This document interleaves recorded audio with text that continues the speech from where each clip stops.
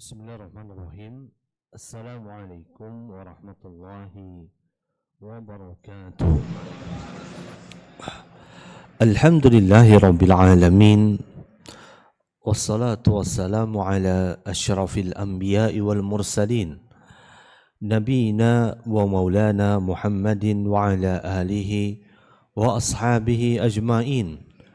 Allahumma inna nas'aluka ilman nafi'an ورزقا طيبا وعملا متقبلا اللهم أئنا على ذكرك وشكرك وحسن عبادتك اللهم يا مقلب القلوب ثبت قلوبنا على دينك اللهم يا مصرف القلوب صرف قلوبنا على طاعتك ربنا لا تزغ قلوبنا بعد إذ هديتنا وهب لنا من لدنك رحمة إنك أنت الوهاب اللهم إنا نسألك الجنة وما يقربنا إليها من قول وعمل ونعوذ بك من النار وما يقربنا إليها من قول وعمل اللهم ائتك رقابنا ورقاب آبائنا وأمهاتنا من النار اللهم ائتك رقابنا ورقاب أزواجنا وذرياتنا من النار ربنا اصرف عنا عذاب جهنم إن عذابها كان غراما ربنا تقبل منا إنك أنت السميع العليم وتب علينا إنك أنت التواب الرحيم اللهم إنا نسألك حبك وحب من يحبك وحب عمل يقربنا إلى حبك وصلى الله وسلم وبارك على نبينا محمد وعلى آله وأصحابه أجمعين Walhamdulillahi Rabbil Alamin. Alhamdulillahi Rabbil Alamin. Segala puji dan syukur kita panjatkan kehadirat Allah Subhanahu wa Ta'ala. Di sore hari ini kita diberikan kemudahan oleh Allah Subhanahu wa Ta'ala untuk kembali menghadiri majelis ilmu yang semoga dirahmati oleh Allah Subhanahu wa Ta'ala. Maka semoga Allah mengkaruniakan kepada kita ilmu yang bermanfaat. Semoga ilmu ini bisa kita amalkan. Semoga ilmu ini akan semakin meningkatkan ketakwaan kita di jalan Allah Subhanahu wa Ta'ala. Kemudian salawat beriring salam semoga senantiasa tercurahkan kepada Nabi uswatun hasanah kita, Nabi Muhammad sallallahu alaihi wasallam. Allahumma salli ala nabiyyina Muhammadin wa ala ali Muhammad kama sallaita ala Ibrahim wa ala ali Ibrahim. Allahumma barik ala nabiyina Muhammadin wa ala ali Muhammad kama barakta ala Ibrahim wa ala ali Ibrahim innaka Hamidum Majid. Baik Bapak Ibu sekalian, jamaah salat maghrib dan salat isya di Masjid Al-Hidayah Bimo Martani Yogyakarta yang dimuliakan oleh Allah Subhanahu wa Ta'ala. Insyaallah hari ini kita masih melanjutkan pembahasan kita, masih pada pembahasan Kitab At-Tauhid karya dari Syekh Muhammad At-Tamimi. Semoga Allah Subhanahu wa Ta'ala merahmatinya. Nah, hari ini insyaallah kita akan bahas masuk di bab ke-57. Bab 57 tentang hukum mengucapkan ucapan seandainya. Bagaimana hukumnya bagi seorang muslim ketika dia berandai-andai, seandainya dulu aku tidak menikah dengannya, seandainya dulu aku nurut omongan dirinya, seandainya dulu aku tidak berangkat ke sana dan sebagainya. Nah, hukum kalimat seandainya atau dalam bahasa Arab itu kalimat itu disebut dengan kalimat lau. Lau artinya adalah seandainya. Maka penggunaan kalimat seandainya atau kalimat lau dalam bahasa Arab itu banyak sekali penggunaannya. Maka penggunaan yang pertama sebagai contoh ya, jikalau diterapkan pada perkara yang tidak mungkin terjadi. Terkadang kalimat lau ini diterapkan pada sesuatu yang tidak mungkin dan mustahil untuk terjadi.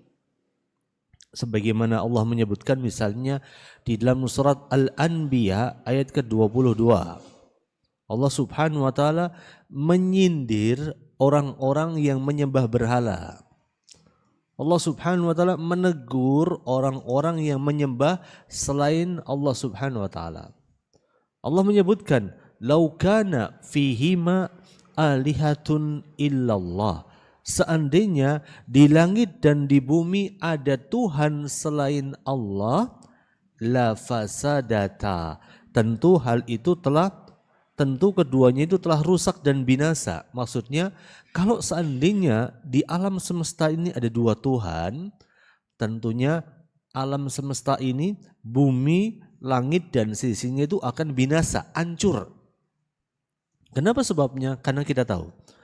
Inilah kenapa Allah jadikan Tuhan itu cuma satu, hanya dirinya sendiri.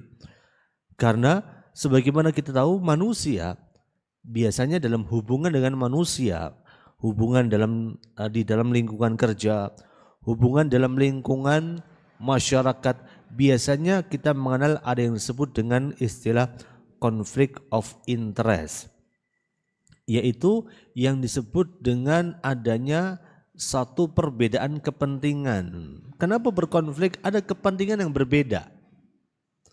Setiap orang isi kepalanya beda-beda, setiap orang maunya beda-beda. Setiap orang itu keinginannya beda-beda. Yang satu pingin nganan, yang satu pingin ngiri. Yang satu pingin maju, yang satu pingin mundur. Itu namanya conflict of interest. Maka yang terjadi adalah ketika di dunia ini ada konflik kepentingan, maka muncul yang namanya peperangan. Muncul yang namanya persaingan. Muncul yang namanya konstelasi atau kemudian perebutan jabatan. Kenapa? Ada kepentingan di sana. Coba bayangkan kalau kemudian Tuhan itu lebih dari satu, masing-masing Tuhan punya kepentingan. Sampai saya masih ingat betul, pas zaman saya kecil lihat film India, ya, ada Tuhannya banyak tuh, Tuhannya gelut, Tuhannya berperang. Lah itulah yang terjadi. Itulah yang digambarkan oleh Allah di surat Al-Anbiya ayat 22. Allah menyebutkan, "Lau kana fihima alihatun illallah la fasadata." Seandainya, sekiranya di bumi dan di langit itu ada Tuhan-Tuhan selain Allah, tentu langit dan bumi ini sudah binasa, rusak sudah. Fasubhanallahi rabbil arsi amma yashifun. Dan Maha Suci Allah yang memiliki ars dari apa yang mereka sifati. Jadi sungguh Allah menetapkan di surat Al-Anbiya 22 ini bahwa Allah itu cuma satu, Tuhan itu cuma satu, tidak berbilang. Nah, ini penggunaan kalimat lau. Disebutkan di awal, laukana, sekiranya, seandainya. Tapi mungkinkah itu terjadi? Tidak mungkin. Jadi kalimat seandainya atau sekiranya atau kalimat lau terkadang dipakai untuk menunjukkan ada sesuatu yang mustahil dan tidak mungkin terjadi. Kemudian yang kedua, kalimat seandainya, sekiranya atau kalimat lau untuk menunjukkan atas sesuatu yang sedikit, ya. Sesuatu yang sedikit. Jadi inilah kayanya bahasa Arab. Kalimat lau tidak artinya merupakan seandainya atau sekiranya, tidak, tapi punya banyak makna. Kemudian yang kedua tadi adalah menunjukkan sesuatu yang sedikit. Sebagaimana contoh ketika Rasulullah SAW melihat ada seorang sahabat yang ingin menikah, tapi nggak punya duit, ya, nggak punya duit yang banyak untuk beli cincin dari emas. Maka Rasulullah SAW mengatakan apa? Undur, maka carilah. Ada orang mau nikah nggak punya apa kira-kira? Nggak punya harta, nggak punya sesuatu untuk dijadikan sebagai mahar. Terus gimana? Apakah boleh saya nikah tanpa mahar? Maka Rasulullah mengatakan undur, carilah. Tetap harus ada yang namanya mahar. Mahar itu harus ada. Tapi undur, carilah walau khataman min hadidin. Walaupun dengan berupa engkau mendatangkan cincin yang terbuat dari besi. Bayangkan, cincin dari besi bayar mutan kira-kira. Kita datang ke tukang las, cari pipa besi, Mang Las tolong, Bapak Las tolong ini dipotong kayak ini. Saya minta apa? Saya minta ini potongan besi ini, peralon besi yang ukuran diameter kira-kira 1 cm 2 cm, tolong dong saya beli ini potongan kira-kira lebarnya setengah senti aja untuk bikin cincin. Murah atau mahal? Murah, malah sama tukang les itu tak potong kayak wae, jupuan wae. Iya kan? Ya. Saking murahnya Rasulullah mengatakan undur walau khataman min hadidin. Kalau mau menikah wajib mendatangkan mahar. Walaupun apa? Walaupun walau khataman min hadid. Menunjukkan sesuatu yang sedikit. Walaupun sesuatu yang sedikit banget.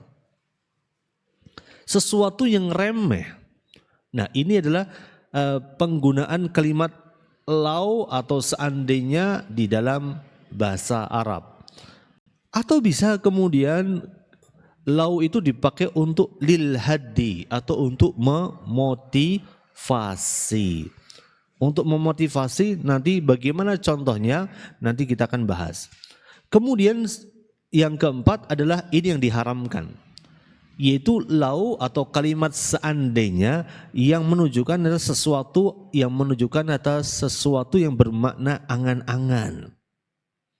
Berangan-angan, berandai-andai. Hukumnya apa? Hukumnya bisa dua. Bisa haram atau yang kedua bisa mubah. Ya, ketika seseorang berandai-andai, dia mengucapkan seandainya, maka kalimat seandainya itu bisa memiliki dua hukum. Bisa haram, bisa mubah. Kapan bisa berhukum dengan atau dimaknai dengan sesuatu yang haram? Kalau dari kalimat itu ada unsur dia protes kepada takdir yang telah Allah tetapkan. Ya, kalau dia protes dengan takdir Allah, ya, maka ini hukumnya haram. Kalau ini menunjukkan protes terhadap syariat Allah, maka hukumnya haram. Maka contoh dari kalimat seandainya yang hukumnya haram adalah disebutkan oleh Syekh Muhammad At-Tamimi di dalil yang pertama yang disebutkan di sini. Itu firman Allah Subhanahu wa taala di surat Ali Imran ayat 154. Yaquluna law kana lana minal amri syai'un. Mereka orang-orang munafik mengatakan seandainya kita memiliki sesuatu atau hak campur tangan dalam urusan ini, makutilna hahuna, niscaya kita tidak akan terkalahkan dan tidak akan ada yang terbunuh di antara kita di peperangan Uhud ini. Jadi kita tahu dalam perang Uhud kaum muslimin itu awalnya menang. Kenapa menang? Tidak lepas dari strategi yang diterapkan Rasulullah SAW. Rasulullah menempatkan 50 orang pasukan di atas sebuah bukit yang namanya Jabal Rumad, yaitu bukitnya para pemanah. Rasulullah berpesan, ini kalian itu jangan pernah turun dari bukit ini, apapun kondisi kita. Kita mau menang, kita mau kalah, pokoknya jangan turun. Maka di awal peperangan kaum muslimin berhasil memukul mundur pasukan kafir Quraisy. Kenapa? Karena yang namanya metode perang zaman kuno, kalau ada satu tempat yang tinggi yang dikuasai oleh salah satu pihak, maka pihak yang menguasai tempat yang tinggi itu pasti menang biasanya, karena akan menempatkan pasukan pemanah pelempar tombak di atas bukit sehingga tinggal lempar ke bawah dan dengan mudah memukul pasukan musuh. Nah, ketika kemudian pasukan musuh sudah mulai mundur karena mereka terdesak dengan serangan anak panah dari atas, maka pasukan yang pemanah di atas bukit itu turun rebutan ghanimah. Ghanimah itu adalah harta rampasan perang. Jadi dalam peperangan, perang manapun juga, ya, dalam peperangan manapun juga, kalau ada dua buah kubu yang berperang, yang satu menang, yang satu kalah, mesti barang-barangnya kubu yang kalah itu akan diambil sama yang menang. Entah itu kuda, entah itu pistol, entah itu pedang, baju besi, tameng dan sebagainya. Diambil, dikumpulin jadi ghanimah, dibagiin ke semua yang perang. Dan kemudian yang kedua, orang-orang yang tidak berhasil melarikan diri dari golongan yang kalah ini biasanya jadi tawanan perang atau jadi budak ya. Di sini muncul yang namanya sistem perbudakan, dan perbudakan itu pasti muncul ketika ada dua belah kubu yang berperang. Yang kalah jadi budak, itu sudah menjadi hukum alam. Nah, kemudian yang di atas bukit tadi ikut turun untuk apa? Untuk berebut ghanimah. Yang terjadi adalah pasukan orang-orang Quraisy waktu itu masih dipimpin oleh dua jenderal besar, yaitu Khalid bin Walid dan Ikrimah bin Abu Jahal. Melihat kondisi kaum muslimin, sebagian mereka turun dari bukit, mereka berputar arah untuk menyerang kaum muslimin dari belakang, nusuk dari belakang, muterin bukit. Sehingga yang terjadi, kaum muslimin yang awalnya menang akhirnya kalah. Maka banyak para sahabat Nabi yang terbunuh di peperangan tersebut. Maka orang-orang munafik mengatakan, seandainya kita nggak mangkat perang, kita itu nggak mungkin kalah gitu. Nah, kalimat seandainya di sini artinya dia itu kira-kira menentang takdir Allah atau tidak, protes kepada takdir Allah apa enggak, protes sama takdir, termasuk protes kepada syariat, protes kepada perintah yang diperintahkan Allah dan Rasulnya untuk berperang dalam perang Uhud. Maka dari situlah ini dikatakan perkataan lau atau seandainya yang diharamkan. Sebagaimana disebutkan di surat apa tadi? Surat Ali Imran ayat 154, yang surat ini bicara dalam kejadian yang ada dalam peristiwa perang Uhud. Nah, yang terjadi dalam perang Uhud. Kemudian yang kedua, ada juga kalimat lau atau seandainya yang itu berisinya adalah yang hukumnya adalah boleh. Yaitu yang bagaimana contohnya? Yang boleh adalah yang tidak ada unsur protes kepada takdir Allah dan juga tidak ada unsur protes kepada syariat yang Allah turunkan. Contohnya bagaimana? Contohnya ketika Rasulullah bicara tentang syariat siwak. Ya, syariat siwak, kita disunahkan untuk bersiwak. Nah, subhanallah, siwak ini kalau di tanah Arab itu dia hanyalah tanaman ilalang ya. Kalau di sini suket dia. Kalau di sana di tanah Arab sana di padang pasir, suket nggak tumbuh, yang tumbuh apa? Siwak di mana-mana, tretek di mana-mana. Yang di Indonesia yang warnanya coklat itu adalah akarnya. Tapi kita biasanya kalau susah ngambil akarnya, dipotel aja batangnya, itu sudah bisa buat siwakan karena aromanya wangi kayak sewangi akarnya. Begitu mudahnya orang bersiwak di Jazirah Arab. Kalau di Indonesia mungkin agak susah ya, agak susah sekali. Kita harus beli di tempat toko oleh-oleh haji, beli yang namanya siwak gitu. Nah, bicara tentang siwak, siwak subhanallah punya manfaat yang luar biasa. Rasulullah mensifati siwak ini adalah mutahharatun lil fam, membersihkan mulut dan mendatangkan ridho di sisi Allah Subhanahu wa taala. Terkait dengan siwak ini, Rasulullah senantiasa memakai siwak dalam beberapa kondisi. Yang pertama, ketika bangun tidur. Karena ketika bangun tidur kita tahu mulut kita baunya kurang enak. Yang kedua, ketika beliau akan sholat, beliau senantiasa bersiwak. Ya, kemudian yang ketiga, ketika beliau pulang dari bepergian mau masuk rumah, beliau bersiwak terlebih dahulu. Kenapa? Supaya akan bertemu dengan istrinya, punya bau mulut yang lebih segar lagi. Maka Rasulullah menyebutkan, laula an asyuqa ala ummati, seandainya tidak memberatkan bagi umatku, la amartuhum bisiwaki inda kulli shalah, maka aku akan perintahkan mereka untuk bersiwak ketika mereka mau salat.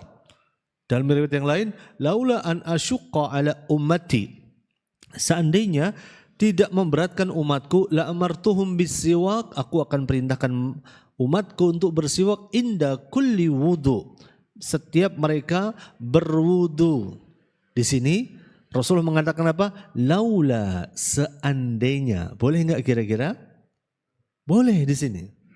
Karena tidak ada unsur protes kepada takdir dan protes kepada syariat. Ini seandainya tidak memberatkan. Artinya apa? Siwak ini Rasulullah melihat ini sesuatu yang memberatkan. Iya, bagi orang Arab itu tidak memberatkan. Tinggal keluar rumah mau ke masjid, ketemu pohon siwak, tinggal dipotel aja. Kadang-kadang ada buahnya kecil-kecil ya. Buahnya itu sebesar buah merica, warnanya merah. Anak kecil pasti pingin makan ya, karena kayak anggur tapi segede merica, kecil ya. Itu kalau dimakan pedesnya luar biasa, luar biasa pedas. Tapi mulut ini langsung wah fresh gitu ya. Langsung seger nih mulut, tapi pedes luar biasa. Jadi kita kalau kadang-kadang kalau ngerasa mau batuk atau apa tinggal cari ini buah siwak merah gitu kayak anggur, dimakan rasanya pedesnya luar biasa. Nah itu yang diucapkan Rasulullah, seandainya tidak memberatkan. Kenapa Rasulullah mengatakan hal tersebut? Karena Rasulullah tahu bahwa umatnya nanti akan ada yang merasa berat untuk bersiwak. Betul, yang di Jazirah Arab mudah bersiwak, tetapi bagi orang-orang yang di luar Jazirah Arab itu akan kesulitan untuk bersiwak. Subhanallah, tidaklah Rasulullah menurunkan syariat Islam, melainkan syariat Islam ini menganjurkan umat Islam untuk jadi orang yang cinta kebersihan tanpa memberatkan. Tanpa memberatkan. Kalau kita lihat siwak ini subhanallah ya. Saya punya teman di Airlangga ya. Beliau seorang dokter gigi dan beliau berhasil meraih gelar profesor.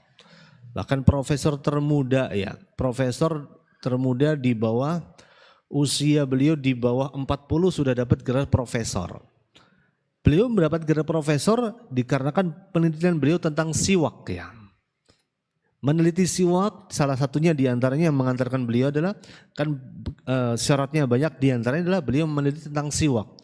Dan subhanallah siwak ini adalah kemudian salah satu perintah dari Rasulullah SAW yang selaras dengan kebutuhan zaman tetapi tidak menimbulkan dampak lingkungan. Sebagai contoh, belum menghitung jumlah orang di muka bumi ini ada berapa miliar. Otomatis butuh berapa sikat gigi. Gimana? Otomatis setiap berapa bulan sekali sikat gigi itu harus diganti. Belum hitung tuh dalam setahun itu kira-kira ada berapa besar jumlah limbah sikat gigi yang harus terselesaikan. Padahal itu biasanya sikat gigi itu tidak mudah untuk diurai oleh alam. Subhanallah. Jadi beliau membahas ini sunnah Nabi dikaitkan dengan apa? Dengan kelestarian alam. Coba kalau seluruh orang di dunia ini pakai siwak, maka batang siwak ini dibuang aja udah bisa terurai di tanah. Terurai oleh lingkungan, tidak merusak lingkungan. Tapi kalau kita pakai sikat gigi misalnya, kita pakai sikat gigi setiap berapa bulan harus kita ganti. Teorinya kan gitu ya. Walaupun prakteknya kadang-kadang setahun kita nggak ganti, nggih mboten? Ada yang setahun belum ganti sikat giginya? Apa? Nganti ireng gitu ya. Sampai ireng sampai lumutan gitu ya. Ya kan prakteknya gitu, teori tapi teorinya itu setiap berapa bulan harus diganti. Jadi jangan sampai jebeber gitu ya. Kita bisa gitu. Ini bisa sikat buat gosok gigi apa buat gosok keramik gitu kan gitu. Nah, ini kalau kita bicara teori, ini kira-kira limbahnya berapa banyak nih? Limbah yang dihasilkan oleh hanya dari sikat gigi saja, belum pasta giginya. Ya, belum pasta giginya. Maka waktu itu sempat dihitung kira-kira, saya sempat hadir juga waktu itu kira-kira kalau dikumpulkan bisa menenggelamkan satu pulau Jawa kalau nggak salah ya. Itu sikat gigi itu bisa menenggelamkan satu pulau Jawa, penuh sikat gigi semuanya, dari ujung kulon sampai ujung mana itu, ujung Banyuwangi ya. Dari Gilimanuk, iya dari Gilimanuk sampai ujung Kulon tenggelam sama sikat semuanya. Subhanallah. Maka dari itu di sini Rasulullah mengatakan, kembali ke masalah kita, laula an asyqa ala ummati. Seandainya tidak memberatkan umatku, la amartum bisiwak inda kulli salah. Termasuk kemudian ketika Rasulullah bicara tentang azab yang Allah berikan kepada paman beliau yang bernama Abu Talib. Kita tahu Rasulullah dilahirkan itu enggak pernah melihat sosok bapaknya. Bapak beliau Abdullah sudah meninggal dunia ketika beliau dilahirkan.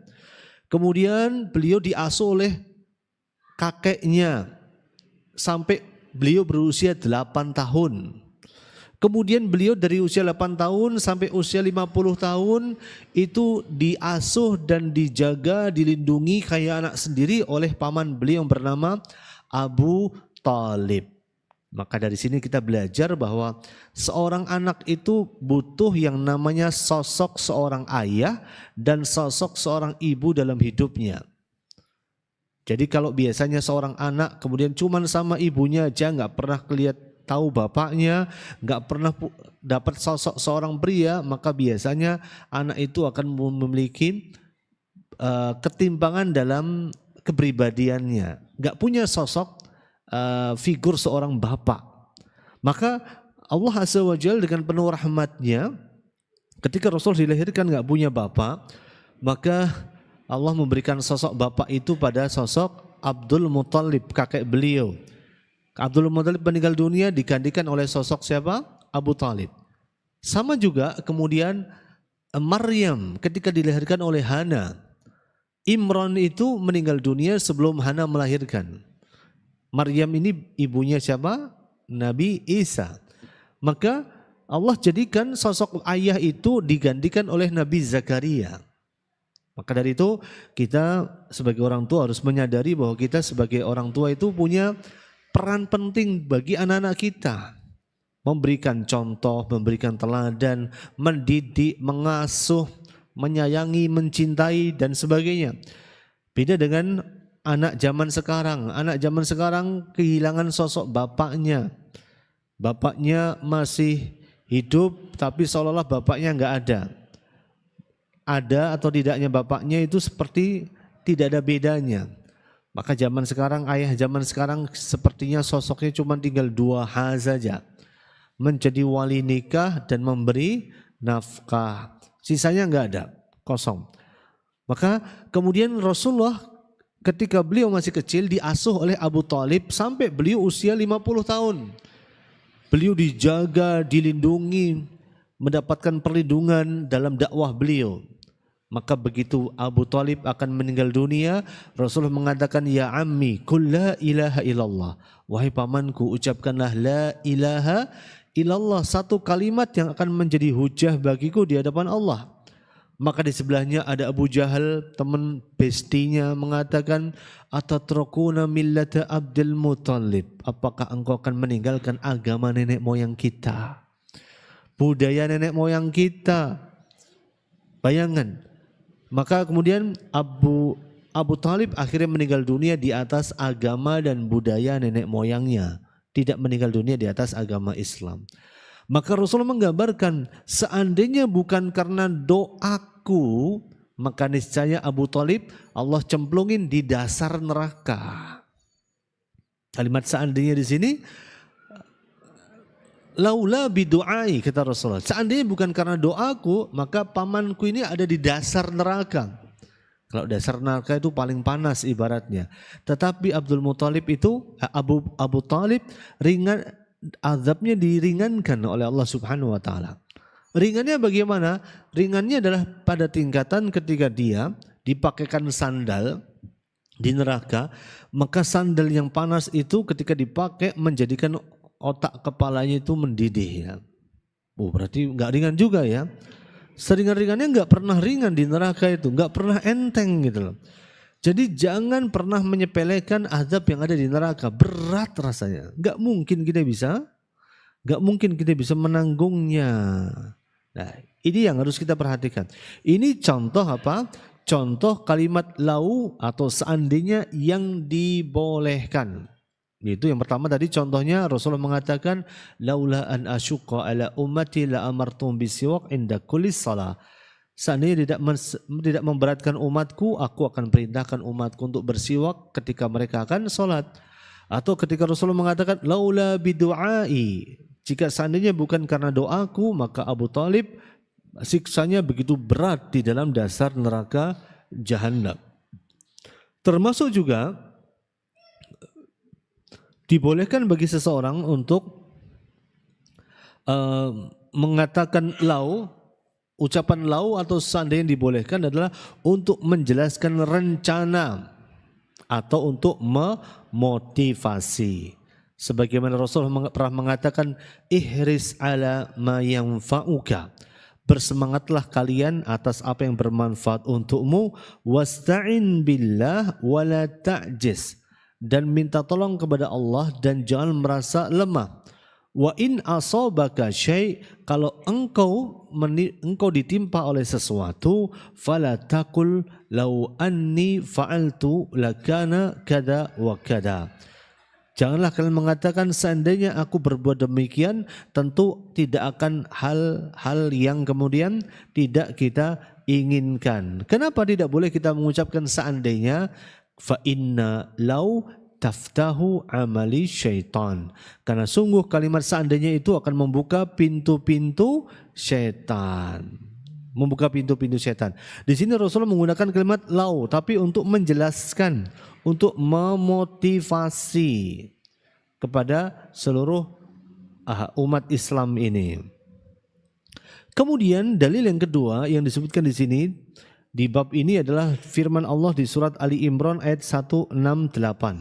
Allah menyebutkan alladzina qalu li ihwanihim, dan orang-orang yang mengatakan kepada saudara-saudaranya, wa qa'adu, dan mereka tetap duduk dan mereka takut tidak pergi berperang, lau ata'una ma kutilu, seandainya mereka mengikuti kita, seandainya mereka mengikuti kita, tentulah mereka sudah terbunuh. Maka di sini mereka mengatakan kul fadra'u ala anfusikumul maut in kuntum shadiqin. Katakanlah, tolaklah kematian itu dari dirimu jika engkau adalah orang-orang yang benar. Di sini adalah contoh ucapan seandainya yang tidak dibenarkan. Seandainya mereka mengikuti kita, tentulah mereka sudah terbunuh. Ini ucapan orang-orang munafik yang tidak ikut berperang bersama dengan Rasulullah sallallahu alaihi wasallam. Kemudian dalil berikutnya adalah sabda Rasulullah sallallahu alaihi wasallam dalam riwayat Imam Muslim dari Abu Hurairah radhiyallahu taala anhu. Rasulullah pernah menyebutkan ihris ala man yanfa'uka, bersungguh-sungguhlah mencari apa yang bermanfaat untukmu, wasta'in billah, dan minta tolonglah kepada Allah Subhanahu wa taala, wala ta'jas, janganlah kalian merasa lemah. Wa in asabaka syai'un, kalau menimpa kepadamu sesuatu perkara, fala taqul, janganlah kalian mengatakan lau anni fa'altu lakana kada wa kada, jikalau aku berbuat demikian tentu tidak akan terjadi begini dan tidak akan terjadi begitu. Walakin kul, tetapi ucapkanlah qaddarallahu wa ma syaa fa'al. Jadi kita tidak boleh mengatakan seandainya. Kalau ada sesuatu yang buruk yang terjadi pada diri kita, cukup ucapkan qaddarullah. Semua sudah ditakdirkan oleh Allah, wa ma syaa fa'al, dan apa yang Allah kehendaki itu pasti akan terjadi. Kenapa? Sebabnya kita dilarang mengucapkan kalimat seandainya. Fa inna law taftahu amala syaitan, karena ucapan seandainya itu akan membuka pintu-pintu syaitan. Nah, itulah tiga dalil yang kemudian disebutkan oleh Syekh Muhammad At-Tamimi ketika bicara tentang bab ini, bab berandai-andai di dalam Islam. Maka dari itu manusia ketika hidup di dunia ini pasti ingin senantiasa sukses dan berhasil. ingin senantiasa selamat, ingin senantiasa mendapatkan kemudahan. Maka dari itulah kemudian ketika kita ingin mendapatkan kemudahan, kita harus memahami betul bahwa kondisi manusia dalam beramal itu bisa dibagi menjadi 3 kondisinya. Yang pertama, sebelum beramal. Sebelum beramal, tugas kita sebagai seorang muslim adalah bersemangat dan optimis. Maka dari itu setan akan mencoba untuk menggoda manusia dengan cara apa? Sebelum dia beramal dibuat pesimis dulu. Jadi yang namanya pesimis itu adalah bagian dari bisikan setan. Kenapa? Islam mendorong umatnya untuk optimis. Kalau kita pesimis, kita termasuk orang yang kena bisikan setan. Maka setan memotivasi manusia untuk pesimis. Setan memotivasi manusia untuk bermalas-malasan. Ngopo ngaji paling yo entuk opo ngaji. Wis ora usah ngaji nonton TV wae misalnya. Nah, itu setan kayak gitu kerjaannya. Maka sebelum beramal tugas kita adalah kuatkan tekad, bersemangat untuk mencari hal-hal yang bermanfaat. Nah, ini yang pertama. Sebelum beramal kuatkan tekad dulu. Kuatkan tekad, minta tolong kepada Allah semoga kita bisa nopo? Bisa istiqomah. Ya.